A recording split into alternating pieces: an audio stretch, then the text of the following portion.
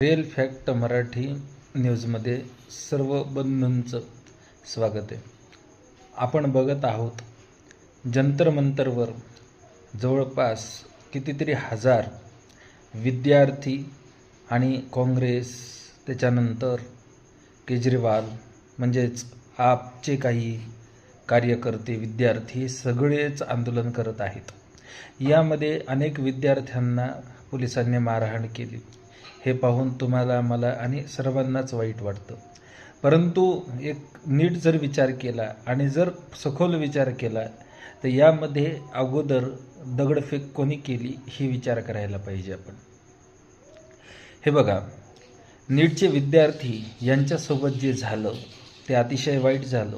त्याचं दुःख प्रत्येकालाच असायला पाहिजे. केवळ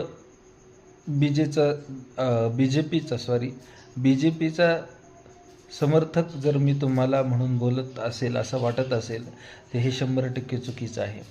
सुरुवातीला सोनम वांगचुक यांनी उपोषण केलं तर ते जे आंदोलन आहे हे आंदोलन अतिशय व्यवस्थित चालू होतं. परंतु त्यामध्ये कॉंग्रेस जनता पार्टीचा जो अध्यक्ष आहे अभिजित दिपके आणि त्याच्यासोबत जे आलेले अनेक काही लोक आहेत ज्यांनी प्रभू रामचंद्राबद्दल, सीतेबद्दल म्हणजे सीतामातेबद्दल अपशब्द बोलले आणि खालिद यांचा सुद्धा म्हणजे जे जयकार केला.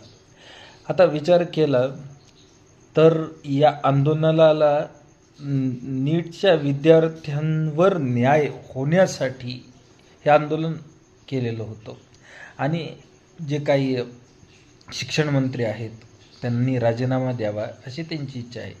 परंतु जेव्हा सखोल अभ्यास केल्यानंतर लक्षात येतो की हे आंदोलन नक्की कशासाठी चालू आहे, याचा फायदा कोण घेत आहे. इकडं काँग्रेस याचं क्रेडिट घेण्याचा प्रयत्न करतोय, दुसरीकडं आपचे काही केजरीवाल म्हणजे आपचे अध्यक्ष केजरीवालसुद्धा याचं क्रेडिट घेण्याचा प्रयत्न करतात. हे सगळं काही चालू आहे, पण यामध्ये देश, धर्म याचा अपमान होतोय. बरं, या आंदोलनामध्ये खरोखरच नीटचे विद्यार्थी आहेत का? ते कुटुंब आहेत का ज्यांच्या मुलांनी सुसाईड केले? ते कुटुंबसुद्धा इथं नाही.